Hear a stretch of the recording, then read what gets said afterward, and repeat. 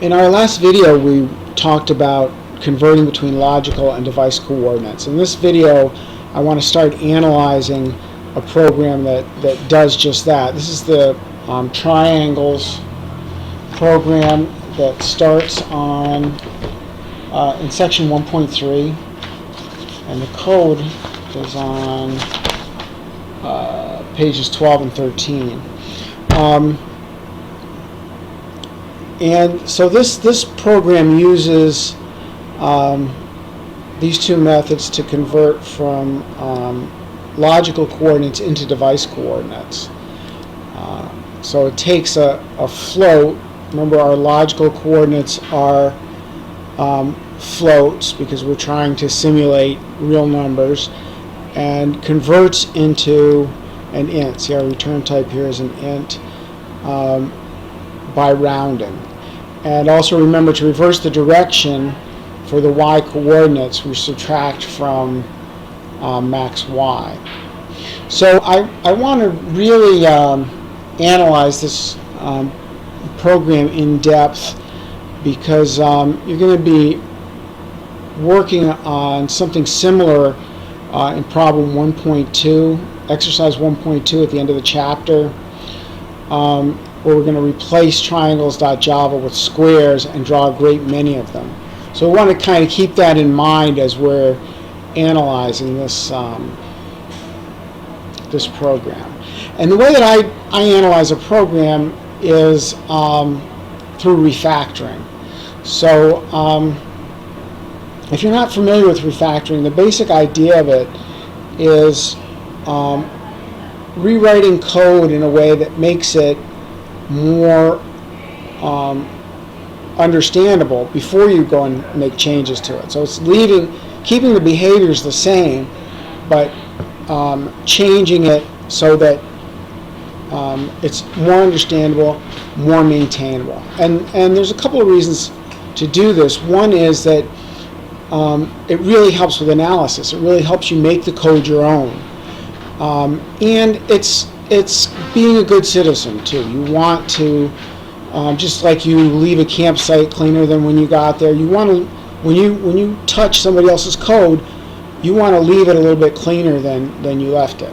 Okay, so that's the first thing I like to do, just to kind of clean things up a little bit, is just reformat or make sure the code is all formatted. So I'm going to select source format, and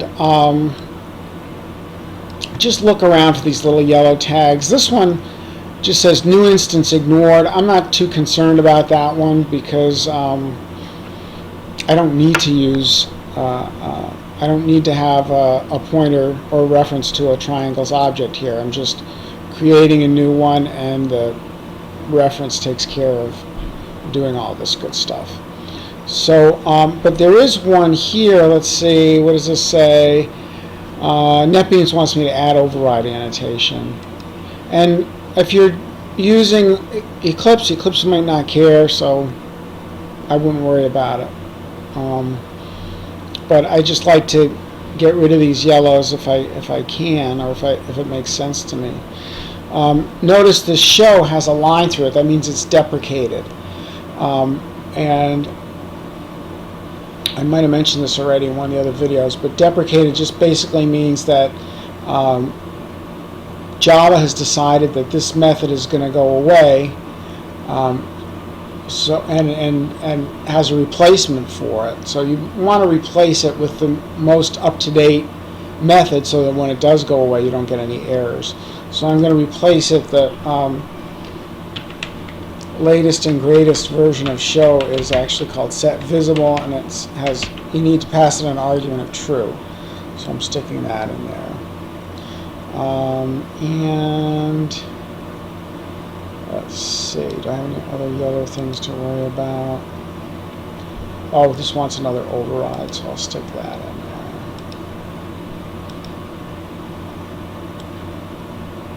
Everything else seems okay.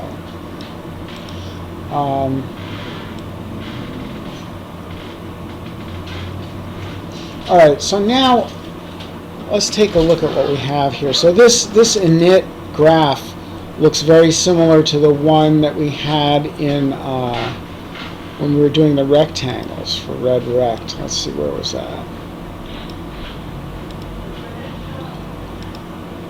I'm just going to open that up real quick. I think we had an init graphics in there too, didn't we?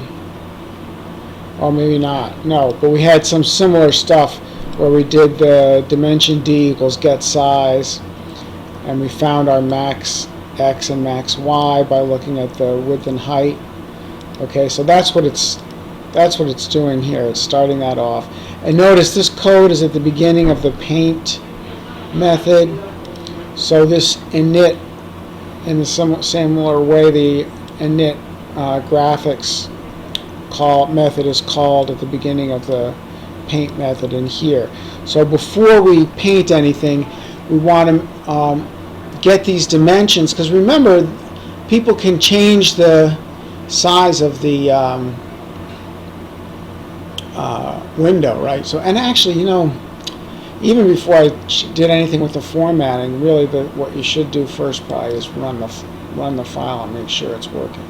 Okay, so when you change the size of the window, notice the size of the triangle changes.